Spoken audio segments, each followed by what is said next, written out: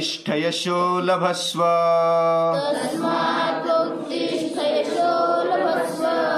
जित्वा शत्रुन् भुङ्क्ष्व राज्यं समृद्धम्। मयैवैते निहता पूर्वमेव। निमित्तमात्रं भव सव्यसाचिन्। निमित्तमात्रं भव सव्यसाचिन्।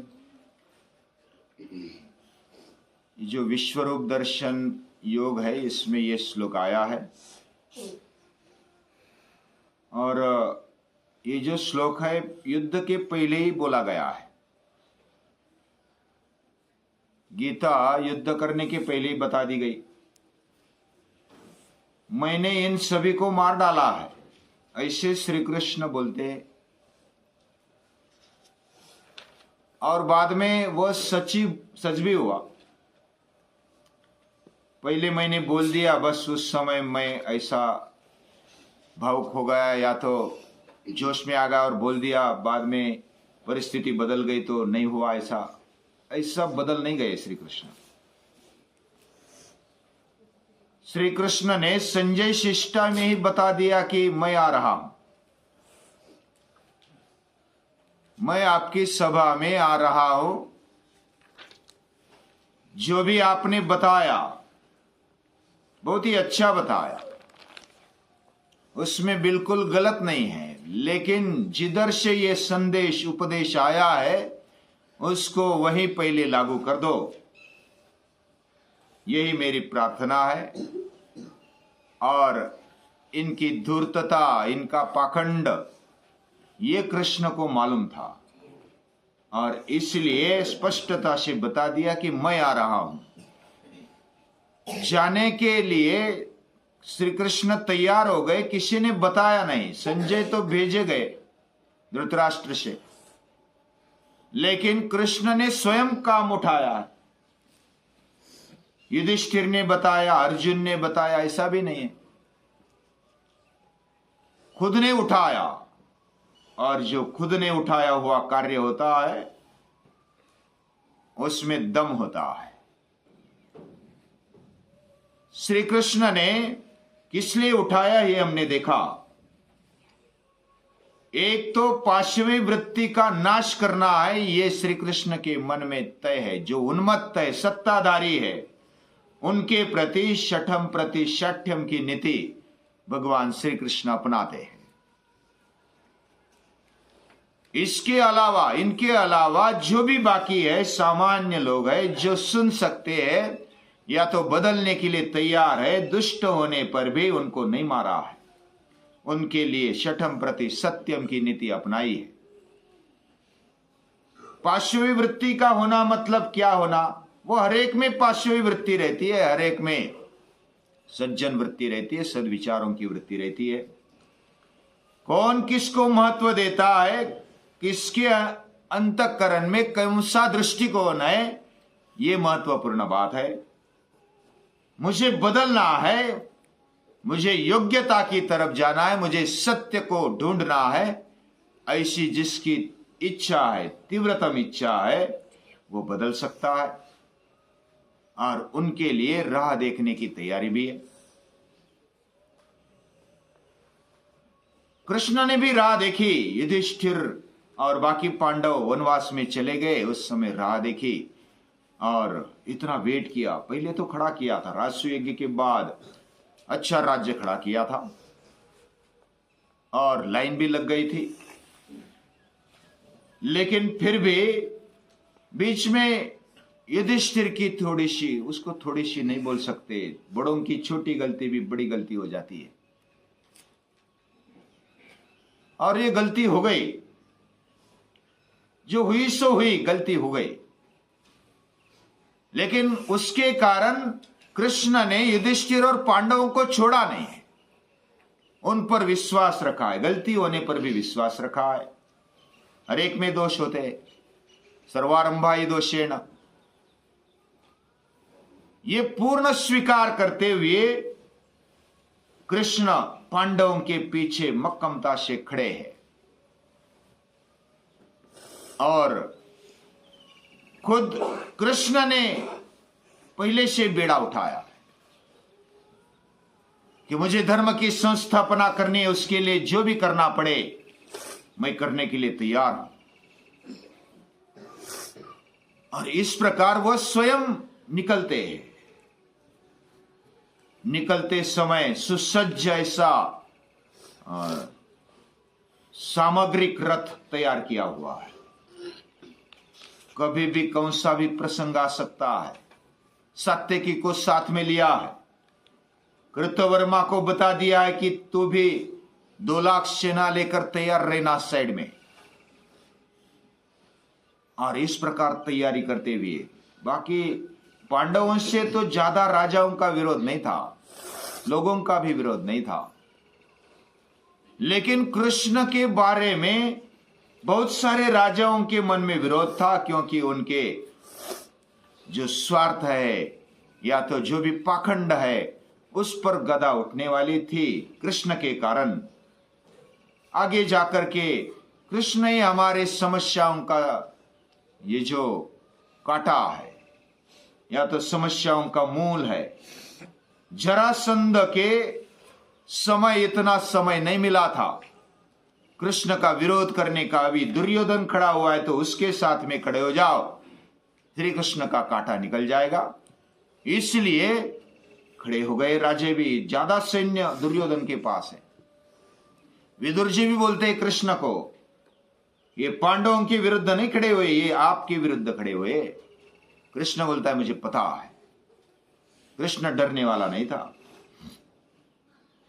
और कृष्ण का कार्य ये पूरी दुनिया सामने आ जाए तो उसको अभी वो तो करता धरता है। लेकिन ऐसे दूसरी साइड से भी देखेंगे तो कृष्ण मक्कमता से बचपन से तैयार है। अलग अलग राक्षसों को, असुरों को मार दिया है। कंस जैसे, चाणूर जैसे धुरंधरों को मात दे दी गई है।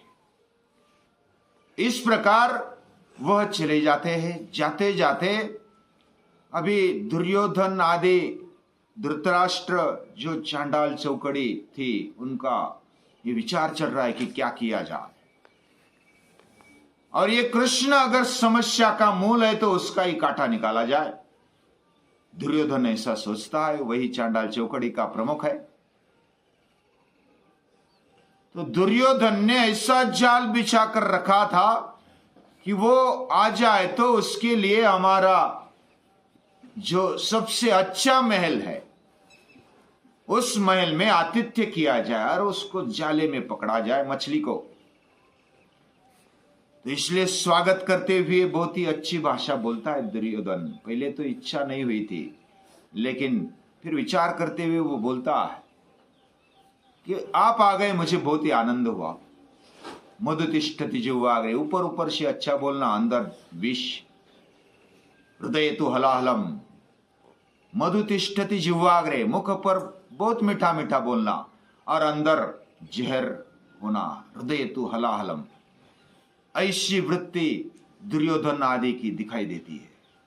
बोलते कि आप आ गए, हमें बहुत अच्छा लगा, आप आ जाओ, आपकी व्यवस्था की, भोजन की आदि की। कृष्ण को भी पता था कि ये कुछ ना कुछ ऐसा कर लेंगे। बहुत ही सतर्कता से वो एक एक पांव रखते थे, लेकिन निर्भय भी थे। तो उधर मिलते हैं, सभी का स्वागत आतिथ्य स्वीकार करते हुए आगे बढ़ते हैं। तो दुर्योधन बोलता है कि आपकी व्यवस्था इधर कर दी है।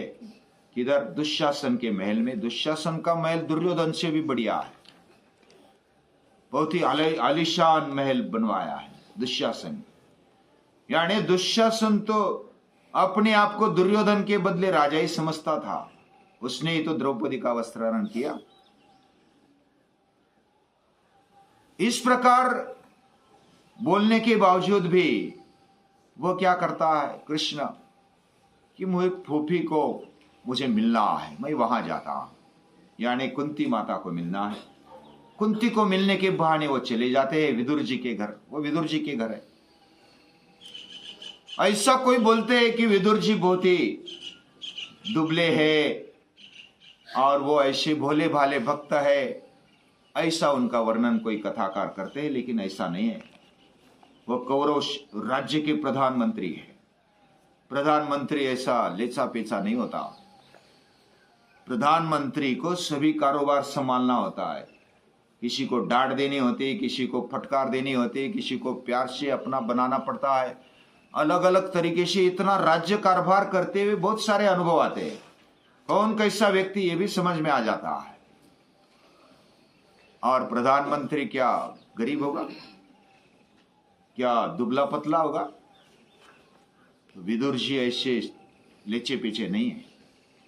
वह बलवान है, वह बुद्धि से भी तीव्र है, कारोबार करते समय भी बहुत ही स्पष्टता से करते हैं। और धृतराष्ट्र को भी स्पष्टता से बोलते हैं। विदुर जी के वहां ठहरते अगले दिन, और कुंती माता विदुर जी साथ में बातचीत करते हैं। दूसरे दिन जब कृष्ण आते हैं तो शकुनी मामा लेने के लिए आते हैं कृष्ण को। आ जाओ, आप बहुत ही अच्छे हैं। अब ये भी मधुते कृष्ण जानते शकुनी मामा को भी। वो अंदर से कैसे, बाहर से कैसे, वो तो सभी सृष्टि का जानने वाले हैं, तो शकुनी का नहीं जानेंगे? तो शकुनी को भी वो जानते हैं, लेकिन रथ लेकर आए शकुनी, चलो सभा में। और कृष्ण भी उसका आतिथ्य स्वीकार करते हैं, रथ में बैठते हैं। विदुर जी चाणाक्ष है, दक्ष है, वो तुरंत उनके साथ बैठ जाते हैं रथ में, कुछ दगा फटका न हो जाए इसलिए वो बैठ जाते हैं। कृष्ण भी आतिथ्य स्वीकारते हैं और चले जाते हैं। बीच में दुर्योधन ने जब पहले दिन दुशासन का आतिथ्य स्वीकार नहीं किया, तब दुर्योधन को गुस्सा आया था। तो दूसरे दिन वो गुस्से से आने वाला नहीं था, साइड में बैठा था, या तो सभा में नहीं आया था। सभी बड़ी सभा, पूरी सभा भर गई थी। सभी भीष्माचार्य, द्रोणाचार्य, बाकी पूरी सभा भर गई थी, लेकिन दुर्योधन आया नहीं था। लेकिन बाकी लोगों ने बताया कि ऐसा करेगा तो ये राजनैतिक अपराध होगा। ये संधि करने के लिए आए, शिष्टाई करने के लिए आए हैं, और तेरा होना जरूरी है। बाकी साथी बोलते हैं तो वो फिर नाइलाज से चला आता है। उसके पहले दुर्योधन ने आमंत्रण भी दिया था, लेकिन वो स्वीकार न करने के कारण दुर्योधन बोलता है कि आपने सुना नहीं, आप पक्षपाती है, आपने हमारा आतिथ्य स्वीकार नहीं किया। दुर्योधन कृष्ण को बोलता है। दुर्योधन फिर स्पष्टता से बोलते हैं कि मैं एक राजनीतिक दृष्टि से आया हूं, तो भी अपना है, लेकिन राजनीतिक दृष्टि से मैं राजदूत बनकर आया हूं, शिष्टाई करने के लिए आया हूं। जब तक मेरा काम नहीं होता मैं किसी का आतिथ्य स्वीकार नहीं करूंगा। और आगे इतना स्पष्टता से बोला कि तू मुझसे प्यार नहीं करता है और मेरा भी तुझ पर प्यार नहीं है, तो मैं क्यों तेरी भाकरी खाऊं, क्यों तेरा अन्न खाऊं? दूसरी बात, दो प्रकार से अन्न खाया जाता है। एक तो प्यार होना चाहिए, तेरा मेरा कोई प्यार नहीं है। और दूसरी बात, मेरे घर में अच्छा सा अन्न है, घर में कुछ नहीं तो वो फिर खाया जाता है, लेकिन मैंने सब कुछ लाया है साथ में भी। तो कृष्ण का इतने स्पष्टता से बोलना ये दुर्योधन को अच्छा नहीं लगा। दुर्योधन तिलमिला उठा है। फिर भी कृष्ण ने बताया कि तेरे से मेरा विरोध नहीं है, तेरी पाशवी वृत्ति से, जो दुष्ट वृत्ति से मेरा विरोध है। तू ये जो स्वार्थी मोहांध वृत्ति, मोहांधता छोड़ दे, मैं तेरा स्वीकार करता हूं। जो राज्य की लालसा लेकर बैठा है तू ये छोड़ दे, या तो जो पांडवों के हिस्से का है वो दे दे, बाकी मेरा तेरा कोई शत्रुता नहीं है, हम मिल जाएंगे साथ में। लेकिन वो सुनता नहीं है, वो निकल जाता है। बाद में सभा में न आने का इरादा होने पर भी बाकी लोगों के आग्रह पर दुर्योधन भी आता है। जो सभा में कृष्ण बोले हैं वो बहुत ही सुनने जैसा है। कृष्ण ने एक एक को सामने ले, भरी सभा में अकेले कृष्ण बोल रहे, हजारों लोग हैं सभा में और सभी दिग्गज है। दिग्गज यानी रथी है, महारथी है, अतिरथी है, ये सभी सामने बैठे। पांडवों पर जो अत्याचार हुआ है, अन्याय हुआ है, उसके लिए मैं इधर शिष्टाई करने के लिए आया हूं। आप हमारे हिस्से वाला राज्य दे दो, जो भी करार किया है वो सब दे दो। अगर नहीं मानते तो उससे थोड़ा कम दे दो, वो भी नहीं मानते तो कम से कम 5 गांव दे दो। लेकिन दुर्योधन बोलता है एक सुई के नोक पर भी आएगी उतनी जमीन भी नहीं मिलेगी, ऐसा दुर्योधन बोलता है। उसको बोला है कि ये ऐसा मांग रहे, 5 गांव मांग रहे, तो और डर गए हैं पांडव, और वो अलग अपनी नशा में उन्मत्त हो गया है दुर्योधन। तो कृष्ण बोलते हैं हे धृतराष्ट्र, तू बड़ा है, तू महान है, तू अभी अधिकार में है, जो भी परिणाम होगा उसका जिम्मेदार तू है। जो भी आज तक छल कपट किया है तेरे कारण हुआ है।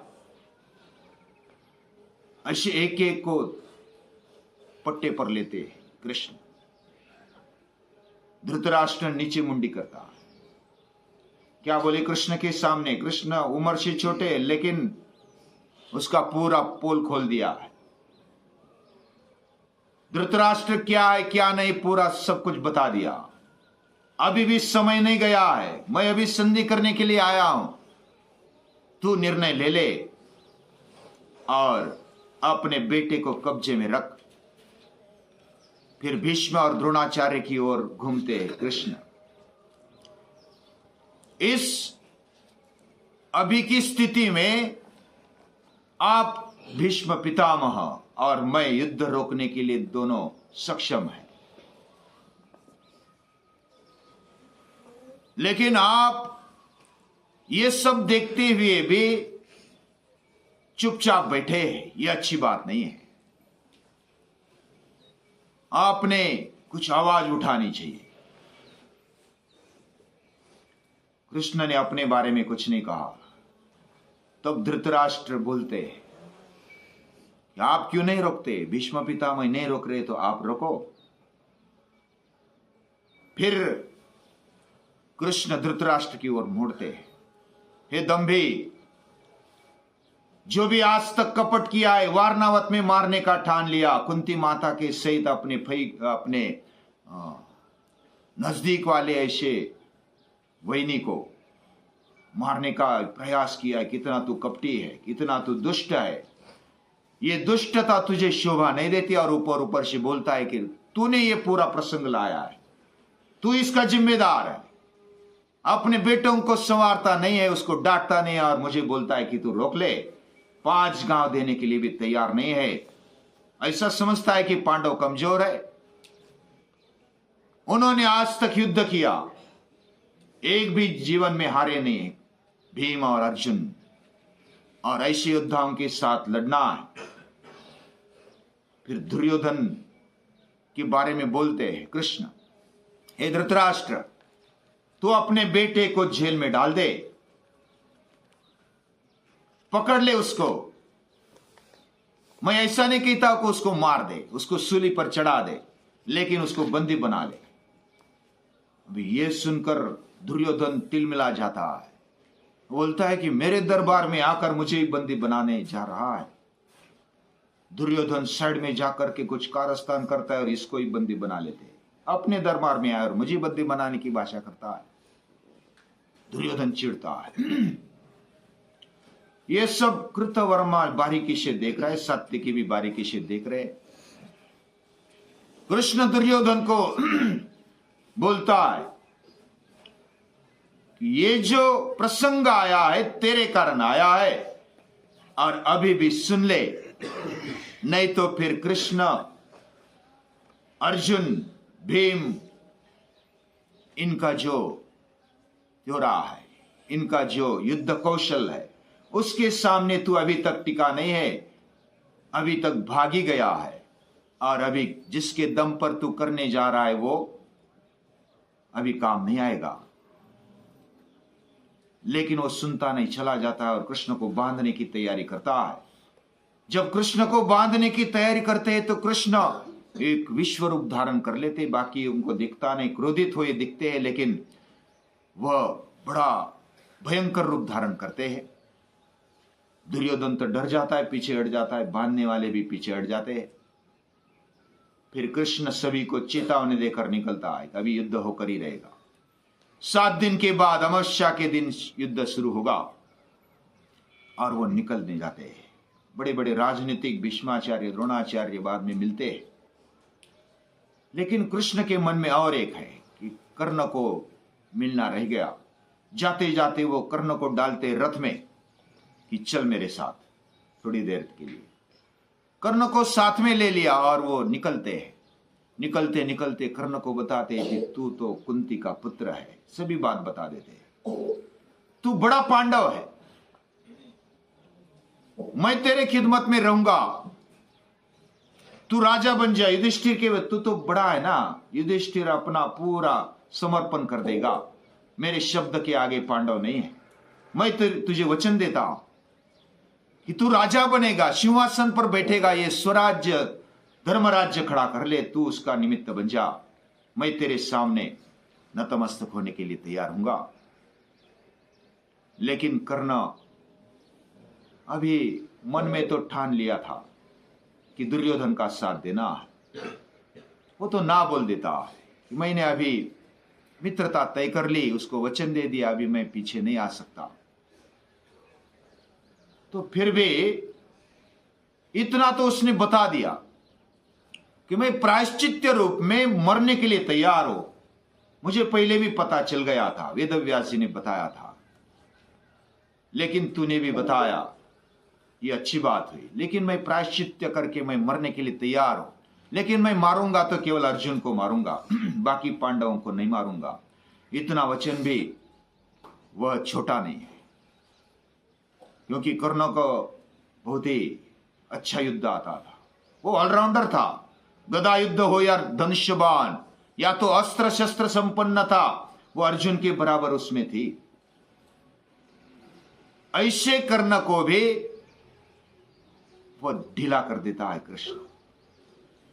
और जो बाकी सभा में जो भी थे, हर एक को अपना अपना स्थान दिखाकर और ये युद्ध में जो भी मन ठान कर आने के लिए करने के लिए तैयार थी, युद्ध करने के लिए, उनको अधमरा करा दिया है। जो भी राजा बैठे थे उनको भी बता दिया कि आप ये साथ दे रहे, पांचवी वृत्ति का साथ दे रहे हैं और ये अच्छी बात नहीं है। इतना स्पष्टता से बताने के बाद में युद्ध करते समय वो थरथरा जाएंगे, कंप होगा उनके शरीर में। तो इस प्रकार सभी को एक धमकी समझो, पांचवी वृत्ति वालों को धमकी समझो। ऐसा कृष्ण ने शिष्टाई करते हुए जो भी करना चाहिए, कृष्ण को मालूम था कि ये सुनने वाले नहीं है, फिर भी अंतिम चेतावनी देकर कृष्ण वापस निकले हैं। ये कृष्ण की नीति है। कृष्ण ने अपने जीवन में जो भी तय किया, जो भी निश्चित किया, उस पर वो डटकर खड़े हैं। ऐसे कृष्ण जैसे हम शिवाजी महाराज का भी जीवन देखते हैं, उन्होंने भी मिर्जा राजे जयसिंह के साथ एक संधि की है, शिष्टाई की है, और उस समय उनको जाना पड़ा आगरा में बंदी बना लिए गए। कृष्ण बंदी नहीं हुए, लेकिन शिवाजी महाराज बंदी हुए। लेकिन बंदी होकर भी उन्होंने अपने स्वत्व को खोया नहीं, सत्व को खोया नहीं। शिवाजी महाराज इतना सारा जाल रचाने पर भी वो उसमें से छूट गए। जैसे जेल में से बचपन में ही कृष्ण छूट गए वासुदेव के द्वारा, वैसे अपने आदमियों के द्वारा शिवाजी महाराज छूट जाते हैं। और जो भी नीति अपनाई शिवाजी राजा ने, वह भी औरंगजेब को बताता है। शिवाजी महाराज बताते हैं कि तेरे जैसा नीच इस दुनिया में कोई नहीं है, अत्याचारी कोई नहीं है। उनकी सभा में जाकर इतनी स्पष्टता से बोलने वाला ये शिवाजी राजा है। संभाजी राजा भी छोटा, 9 साल का होने पर भी औरंगजेब को बोलता, मैं इधर झुकने वाला नहीं हूं, तेरा कुर्निसात कौन करेगा, तू ऐसा राजा नहीं है। अभी शिवाजी महाराज भी वैसे किसी दुष्ट के सामने झुकने वाले नहीं है।